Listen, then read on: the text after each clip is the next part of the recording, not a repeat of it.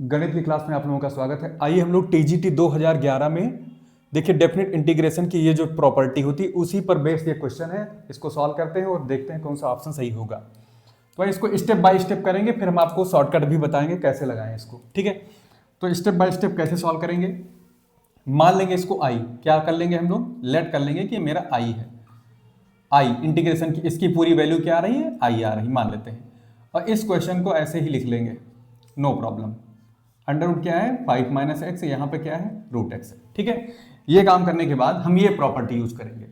कहने का मतलब ये प्रॉपर्टी कैसे यूज हुई है, जहां पर एक्स दिखाई पड़े, जहां जहां पूरे फंक्शन में, वहां क्या रखना है, ए प्लस बी, यानी इनको जोड़ो और जोड़ के माइनस कर दो एक्स। ठीक, यही काम करना है।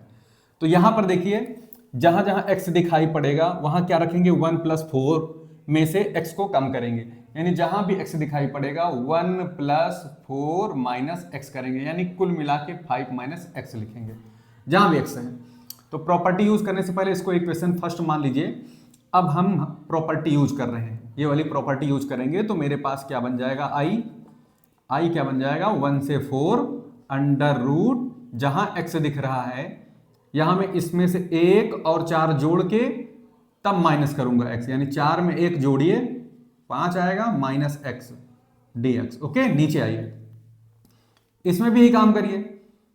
5 में कोई चेंज नहीं होगा, माइनस भी लगेगा, लेकिन एक्स की जगह क्या लिखा जाएगा, जो मैंने ऊपर लिखा है 5 माइनस एक्स, तो ब्रैकेट में लिख लीजिए क्योंकि माइनस है पहले से ही, तो 5 माइनस एक्स हो जाएगा। ठीक, प्लस आइए, एक्स की जगह पर वही काम करना है, 5 माइनस एक्स से लिखना है, 5 माइनस एक्स हो गया। इसको जरा और सिंप्लीफाई करोगे तो आपको मिलेगा 1 to 4, और जो हमारी ये वैल्यू है ना, ये 5 माइनस एक्स डी एक्स है, और नीचे क्या हो जाएगा, 5 से 5 कैंसिल हो जाएगा माइनस का, और यहाँ माइनस माइनस क्या हो जाएगा प्लस, तो कुल मिला के ये रूट एक्स बन जाएगा, और ये वाला मेरा क्या बन जाएगा, 5 माइनस एक्स। ठीक है, इसको इक्वेशन नंबर सेकंड मान लीजिए। अब क्या करेंगे, फर्स्ट और सेकंड को ऐड करेंगे, लेफ्ट वाले पार्ट को ऐड करेंगे तो आई कितना हो जाएगा, 2i हो जाएगा। क्या करेंगे, ऐड करेंगे किसको किसको, फर्स्ट और सेकंड इक्वेशन को, तो 2i इक्वल टू क्या हो जाएगा, 1 से 4 दोनों में लिमिट है, नो प्रॉब्लम। अब देखिए यहां पे जो इसका डिनोमिनेटर यानी हर वाला पार्ट है, दोनों इक्वेशन में सेम है। Root x plus under root 5 minus x यहां पर भी है, और root x plus under root 5 minus x यहां पर भी है, यानी आगे पीछे है लेकिन वैल्यू वही है, क्योंकि a plus B equal to क्या होता है, b प्लस ए। ठीक है ना, तो उस हिसाब से इसका न्यूमरेटर सेम है तो इसको ऐसे ही लिख लो, कोई प्रॉब्लम नहीं। सॉरी, डिनोमिनेटर हर इसका समान है, और जरा गौर से देखिए, हर समान है तो वही हो गया, हर समान है तो वही हो गया, और इसका अंश सीधा सीधा ऐड होगा, तो क्या मिलेगा, root x plus under root 5 minus x, okay, D x. हम क्या देख रहे हैं, ये दोनों वैल्यू क्या आ गई, सेम, तो मुझे क्या मिल गया, 1 से लेकर 4 तक 1 डी एक्स, और इसका क्या मतलब निकला, 1 का इंटीग्रेशन करेंगे एक्स के रिस्पेक्ट में क्या आएगा, एक्स आएगा, और 1 से 4 तक अपर लिमिट लोअर लिमिट हो गई, फिर क्या करेंगे 4 करेंगे एक्स की जगह पर एक बार, माइनस क्या करेंगे 1 करेंगे। ठीक है, तो कितना आएगा, 3 आएगा। तो कुल मिला के फाइनली 2i की वैल्यू क्या आई, 3 आई, तो i की वैल्यू क्या हो जाएगी, 3/2। ऑप्शन कौन सा हो जाएगा हमारा, सी वाला राइट ऑप्शन हो जाएगा। ठीक है, अच्छा दूसरा क्या तरीका है जो शॉर्टकट लगता है, इस तरह के जितने भी हमको क्वेश्चन दिखाई पड़ जाए इस टाइप के, कि जिसमें प्रॉपर्टी लगाने पर इनमें से बदलाव आ जाए, यानी कि ये इधर आ जाए, यानी ये वाली वैल्यू यहां आ जाए, और ये वाली वैल्यू कहां चली जाए, यहां, और साथ साथ में इनमें इन दो चीजों में से एक चीज अगर यहां मौजूद हो ना, तो वो गायब होकर ये चीज यहां आ जाए।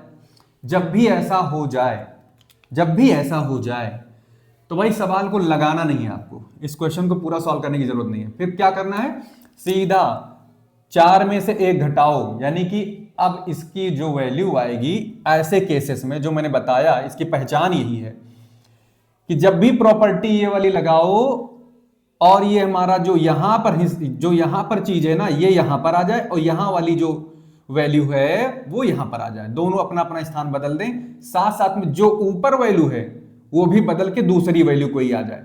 जब भी ऐसा हो जाए ना, कुछ मत करना, कोई इंटीग्रेशन वगैरह सॉल्व नहीं करना, सीधा सीधा क्या करोगे, आई की वैल्यू कैसे निकालोगे, upper limit minus lower limit upon 2, खत्म सवाल।